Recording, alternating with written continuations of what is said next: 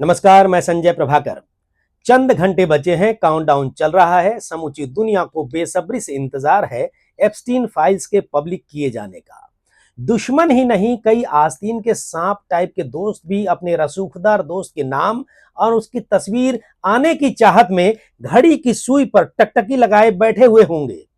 बस उसी Epstein files को लेकर आज की मेरी ये रिपोर्ट है। बहुत गौर से सुनिएगा क्योंकि इसमें भारत का नाम भी उछला है, जिसमें भारत के कई मंत्रियों, पूर्व मंत्रियों, सांसदों और बड़ी शख्सियतों के नाम आने की बात का दावा किया गया है। और दावा सुब्रमण्यम स्वामी जैसे सीनियर लीडर और कांग्रेस के वरिष्ठ नेता, कांग्रेस के शासनकाल में केंद्रीय मंत्री रहे और महाराष्ट्र के पूर्व मुख्यमंत्री पृथ्वीराज चौहान ने दावा किया है।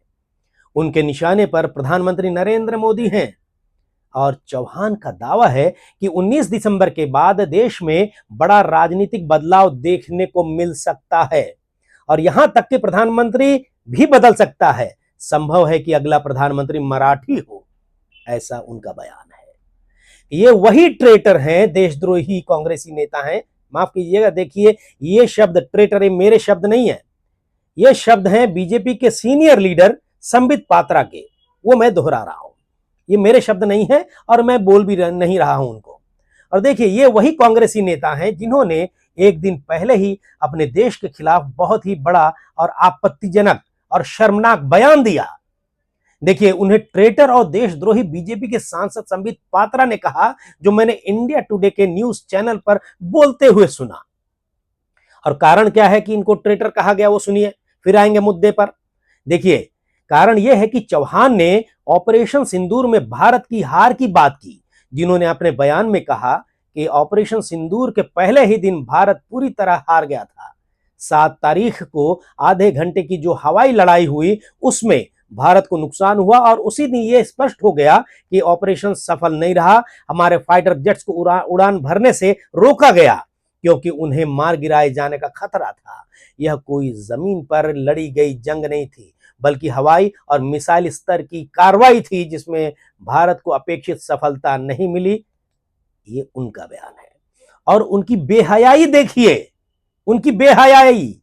उनके बयान पर देश भर में उठे उबाल और हंगामे के बाद वो अब क्या कह रहे हैं? वो बोल रहे हैं, मैं अपने बयान पर कायम हूं और माफी नहीं मांगूंगा। पृथ्वीराज चौहान का ये आखिरी बयान इस मामले पर, क्योंकि मैंने कुछ गलत नहीं कहा है, ऐसा उन्होंने बोला। अब बताइए, ये सरासर हमारे देश का, हमारी सेना का अपमान नहीं है? बहरहाल, आइए आते हैं इस मुद्दे पर, आज के वीडियो के मुद्दे पर। शिवसेना सांसद संजय राउत ने भी, उद्धव ठाकरे वाली शिवसेना, उद्धव ठाकरे के सांसद संजय राउत ने भी एप्स्टीन मामले पर बयान देकर सियासत को और गर्मा दिया है।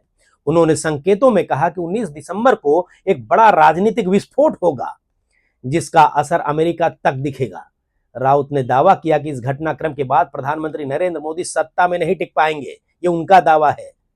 भारतीय जनता पार्टी के वरिष्ठ नेता और पूर्व केंद्रीय मंत्री सुब्रमण्यम स्वामी ने सार्वजनिक रूप से दावा किया था हाल में ही कि एप्स्टीन फाइलों में कुछ भारतीय मंत्रियों, पूर्व मंत्रियों और मौजूदा सांसदों के नाम भी सामने आ सकते हैं।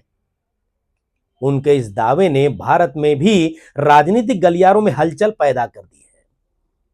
हालांकि अमेरिकी जस्टिस डिपार्टमेंट ने इस संबंध में ऐसा कोई संकेत अभी तक नहीं दिया है और न ही किसी भारतीय नाम की पुष्टि की बात की है। लेकिन एप्स्टीन के संबंध अमेरिका के बाहर के कई देशों के नेताओं और बिजनेसमैन से भी बताए जाते हैं। इसलिए पूरी दुनिया, खासकर भारत की नजर इन फाइलों पर टिकी है कि कहीं कोई अप्रत्याशित नाम सामने न आ जाए और सबको इसका इंतजार है। देखिए, खबरों की दुनिया में, सोशल मीडिया में ये बयान चर्चा में है पूरी तरह इस समय। और मेरी आज की ये रिपोर्ट किसी अफवाह या सोशल मीडिया की शोर पर नहीं है, बल्कि अखबारों की हेडलाइंस, ऑन रिकॉर्ड बयान और रिपोर्टेड फैक्ट्स पर आधारित है, जो मेरी ऑनलाइन रिसर्च से सामने आई है और मैं आपके सामने रख रहा हूं। आप भी ढूंढ सकते हैं, ऑनलाइन जाकर आप इन बातों के फैक्ट्स ढूंढिए, हो सकता है कुछ ज्यादा जानकारी सामने मिल जाए। तो गौर कीजिए।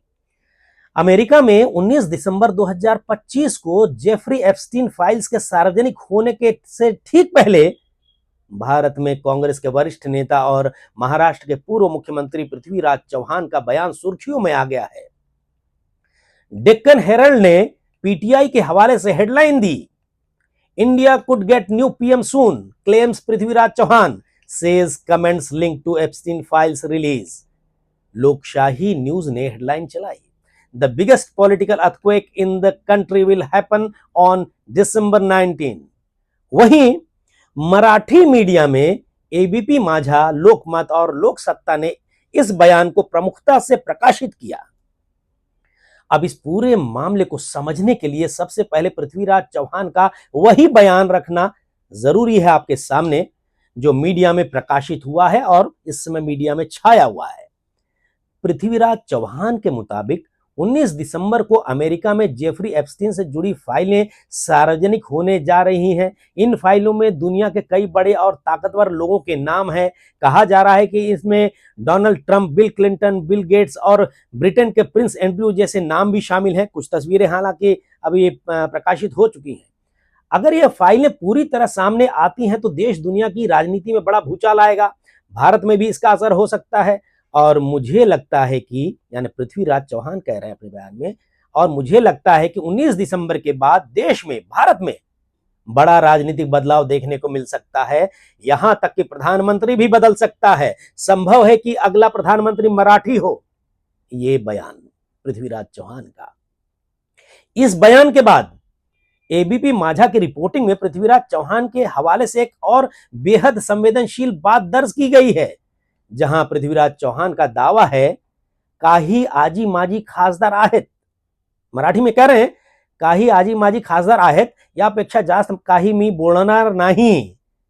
ये पृथ्वीराज चौहान कह रहे हैं। यानी एप्स्टीन फाइल्स को लेकर भारत के कुछ वर्तमान और पूर्व सांसदों के नाम होने की चर्चा है और इससे ज्यादा वह सार्वजनिक रूप से कुछ और नहीं कहेंगे।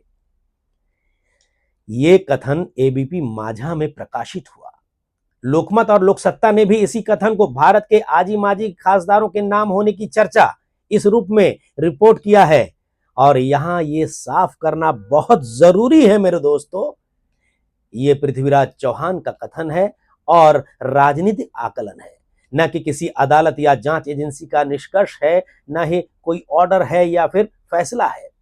इस बयान के बाद, पृथ्वीराज चौहान के इस बयान के बाद सत्ता पक्ष की प्रतिक्रिया, रिएक्शन भी सामने आई।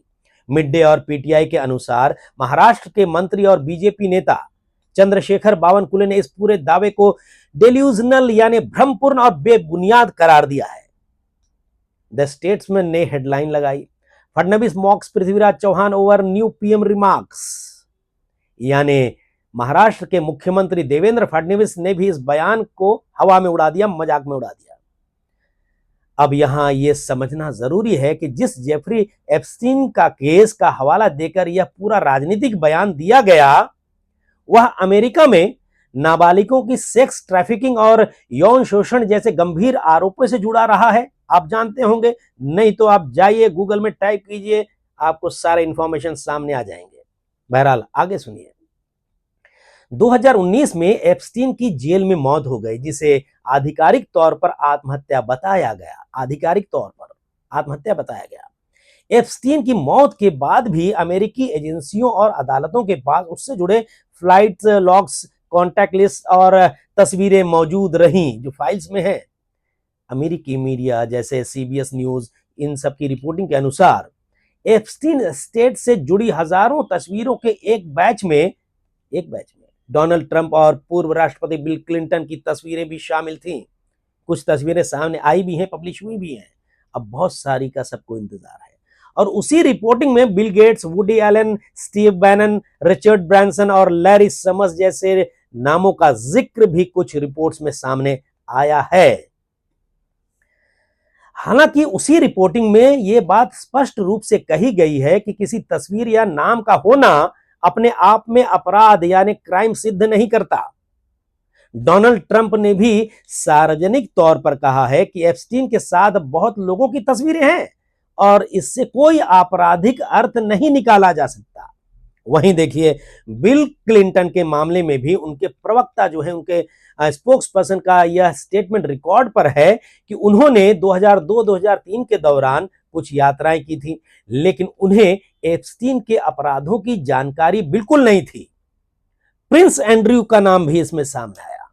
ब्रिटेन के प्रिंस एंड्रयू के संदर्भ में भी पृथ्वीराज चौहान ने आउट ऑफ कोर्ट सेटलमेंट का जिक्र किया है। ऐसी खबरें आई हैं, खबरें उड़ रही हैं, पढ़िए। लेकिन यह भी उनके बयान के रूप में ही रिपोर्ट किया गया है। अब यहां मीटू आंदोलन का संदर्भ भी आता है, 1 मिनट के लिए सुनिए।